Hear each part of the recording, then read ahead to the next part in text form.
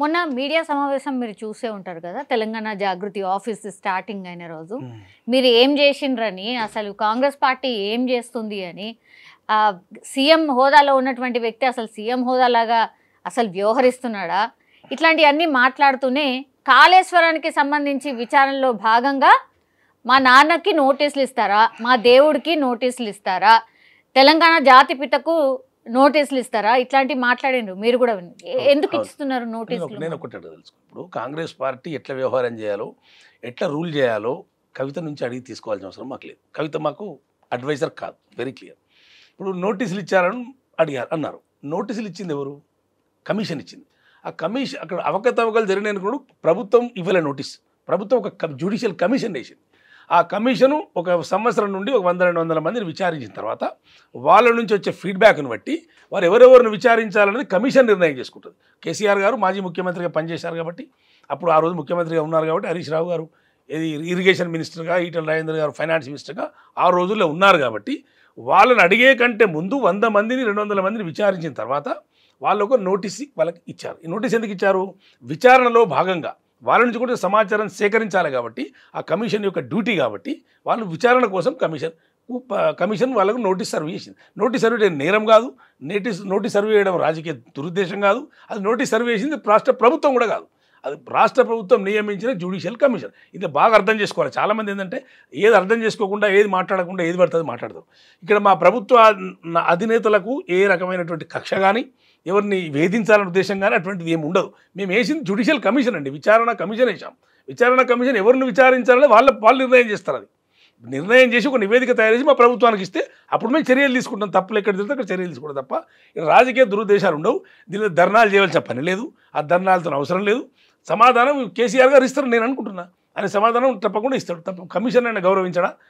చట్టం కేసీఆర్ గారు తెలియదా, హరీష్ రావుకు తెలియదా? వాళ్ళు డెఫినెట్ వాళ్ళు ఇవ్వాల్సిందే కదా. జ్యుడిషియల్ కమిషన్ ఇచ్చిన ఏది నోటీస్కు జవాబిచ్చే బాధ్యత వాళ్ళ మీద ఉంది కదా, తప్పకుండా వాళ్ళు ఇస్తారని నేను అనుకుంటున్నా. వాళ్ళ సమయం కూడా అడిగారని తెలిసింది. డెఫినెట్ వాళ్ళు ఇస్తారు.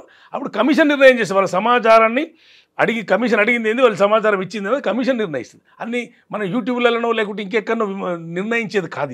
ఇది ఒక పద్ధతి పాడు అన్నీ ఉంటాయి. దీనికి ఏది పడుతుంది, ఏ వాళ్ళు పడితే వాళ్ళు అది మాట్లాడి ప్రభుత్వం ఇట్లా చేస్తుంది, ప్రభుత్వం అట్లా చేస్తుంది, ప్రభుత్వం దురుద్దేశంగా ఉన్నది, ప్రభుత్వం అట్లా తప్పండి.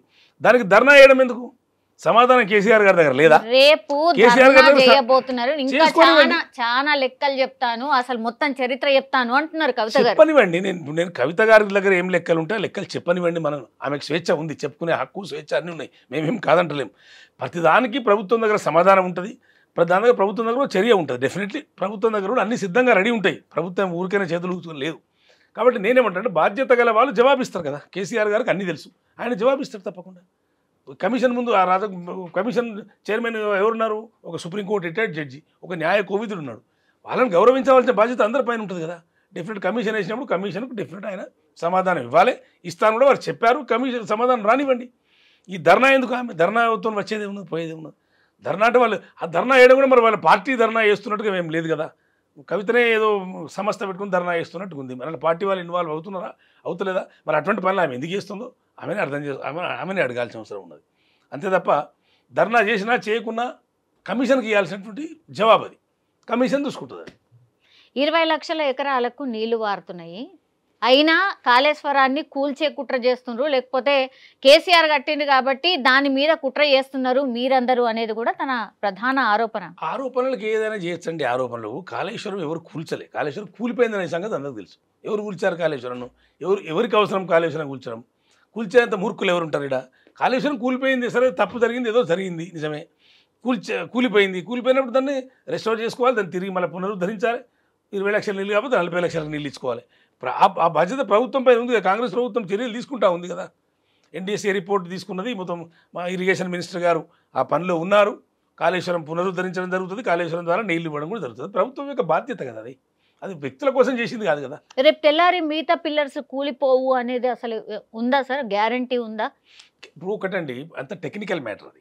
అది రాజకీయంగా వ్యాఖ్యలు చేస్తే కూలిపోయినట్టు, రాజకీయ వ్యాఖ్యలు చేస్తే కూలిపోతే అంటే కూలిపోతుంది, నిలబడదని కాదు. అక్కడ టెక్నికల్గా ఏముందనేది టెక్నికల్ సంస్థ ఎన్డీఎస్ఏ ఉంది. వాళ్ళు పరీక్షలు చేస్తున్నారు. దాని రకరకాల పరీక్షలు చేయాలనేటువంటి ఒక రిపోర్ట్ కూడా వచ్చింది మొన్న. ఆ పరీక్షలు నిర్వహించిన తర్వాత కూలుతుందా, సరిగా నిలబడి ఉంటాయా అనేటువంటి విషయం సాంకేతిక పరంగా ఏం జరుగుతున్నది వాళ్ళు నిర్ణయం చేయాలి. నిర్ధారణ చేయకముందే దీన్ని ఎక్కువ రాజకీయం చేయడం కరెక్ట్ కాదు. ఆ నిర్ధారణ జరగాలి కదా. మిగతా పిల్లలు ఉన్నాయి, 3 బరాజులు ఉన్నాయి. అవి 3 బరాజులలో మరి ఇంకా మిగతా 2 బరాజుల యొక్క కండిషన్ ఏంది? ఇవన్నీ ఎన్డీఎస్సీ టెక్నికల్ టీం కదా చూసేది. మన రాజకీయ నాయకులు కూలుతుందంటే కూలుతుంది, ఉంటుందంటే ఉంటుంది, పోతుందంటే పోతుంది అటువంటిది కాదు కదా అనేది నేను చెప్పదలుచుకున్నాను. ఇప్పుడు తను బీఆర్ఎస్ పార్టీని నేను ఇంకో 2 కళ్ళలాగా నా కన్ను కూడా ఒకటి ఉంటుంది, ఒక కన్నేమో బీఆర్ఎస్ అయితే ఇంకో కన్నేమో తెలంగాణ జాగృతి అంటున్నారు సార్. ఎందుకని చీలికి వచ్చింది ఆల్మోస్ట్, అంటే బీఆర్ఎస్ ను చీలికి వచ్చింది అనేది కూడా ఒక చర్చ అయితే నడుస్తుంది సార్. నిజంగా బీఆర్ఎస్లో చీలిక అనుకోవచ్చా? అంటే కేటీఆర్ గారు ఒకవైపు, బీఆర్ఎస్ ఏమో కేటీఆర్ గారిది, ఇప్పుడు తెలంగాణ జాగృతి ఏమో కవిత గారిదా, అట్లా అనుకోవాలి? మేము ఏమనుకున్నా ఏమనుకోకపోయినా చీలిక వచ్చిందా లేదా, మరి చీలిపోయిందా లేదా బీఆర్ఎస్ఏ చెప్పాలి. మేము చీలిక వచ్చింది ఒకటిగా ఉంది, లేకుంటే 4 చీలికలు వచ్చినాయి మేము చెప్పడానికి ఇక్కడ లేదు. ఇక్కడ వాళ్ళు నేను ఏమంటే ప్యూర్ ఇంటర్నల్ మ్యాటర్ అది. వాళ్ళు ఆమె పార్టీతో ఇప్పుడు 2వ కన్ను 3వ కన్ను అని చెప్తుంది. ఈ 2 కన్నులు అదో కన్ను ఇదో కన్ను అంటే మరి 3వ కన్ను కూడా ఇంకోటి ఉంటుంది కావచ్చు, నాకు తెలియదు. మరి ఇప్పుడు ఈ కన్నుల విషయం ఎందుకు వచ్చింది ఈ రకంగా?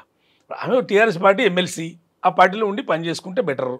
ఆమె ఏదో చెప్పి నేను 3వ కన్ను 4వ కన్ను అని చెప్పి ఆమె చెప్తే దాని మేమెందుకు కామెంట్ చేస్తాం? కాంగ్రెస్ పార్టీ ఎందుకు కామెంట్ చేస్తాం? వాళ్ళ పరిణామాలు ఏం జరుగుతాయో చూస్తాం. మేము అబ్జర్వేషన్ మాత్రమే మాది ఉంటుంది తప్ప మాకు ఎర్లీగా మేము ఎందుకు వాళ్ళ దాంట్లో మేము కామెంట్ చేస్తాం? సార్ ఇంత జరుగుతున్నా కేసీఆర్ గారు ఒక స్పందన లేదు, ఏం లేదు. నిన్న రాష్ట్ర అవతరణ వేడుకలు జరిగితే అక్కడ కూడా కనిపించలేదు. ఇది బాగా నడుస్తుంది సార్. మీరు చెప్పాలి ఆయన మనస్తత్వం ఏంది, ఎందుకు అట్లా అని. ఒకటి ఇప్పుడు కేసీఆర్ గారు అధికారంలో ఉన్ననాడు కూడా ఆయన పరిమితంగానే హాజరైంది. చాలా విషయాలకు అందరికీ తెలుసు, ఈ రాష్ట్ర ప్రజలు అందరికీ తెలుసు, ప్రతిపక్షాలకు తెలుసు, అందరికీ తెలుసు. అప్పుడు కూడా పరిమితంగానే హాజరైంది ఆయన. అప్పుడు కూడా ఆయన పార్టీ పెట్టినప్పుడు కూడా పార్టీ కేంద్ర కార్యాలయం మీద ఏ రోజు కూడా ఆయనకు జెండా ఎగిరేయలే. ఒక 10-15 ఏళ్ళు నాయన నరసింహారెడ్డి గారు జెండా ఎగిరేశారు ఆయన పార్టీ అధ్యక్షుడు ఉన్నప్పుడు. ముఖ్యమంత్రి అయినాక కూడా ఆయన వచ్చి ఎగిరేసిన దాఖలా ఇప్పుడు నాకు చూడలే పార్టీ కార్యాలయం మీద. ఆయన కనీసం అంబేద్కర్ దగ్గరికి పోయి బొమ్మ దండ కూడా వేయలే ముఖ్యమంత్రి హోదాల. చాలామంది రాష్ట్ర ముఖ్యమంత్రులు అంబేద్కర్ కట్టి దండాలు వేస్తారు, కానీ మరి ఆయన అంబేద్కర్ అది ఒకటి కట్టించండు.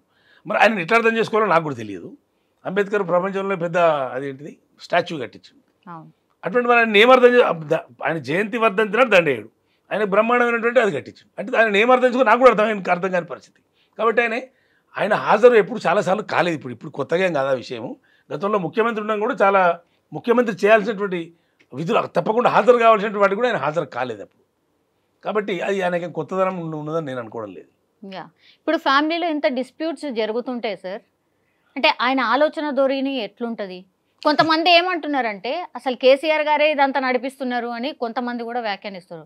నిజంగా ఆయన మెంటాలిటీ అట్లాంటిదేనా? ఒకటండి ఇప్పుడు నేను ఆయన ఇప్పుడు వాళ్ళ ఇంటర్నల్గా ఏం జరుగుతుందో అసలు నేను ఇప్పుడు ఫ్యామిలీలో నేను లేను, నాకు సంబంధం లేదు వాస్తవానికి. ఏం జరుగుతుందనేది మనకు తెలియదు. కాబట్టి ఆమె మాత్రం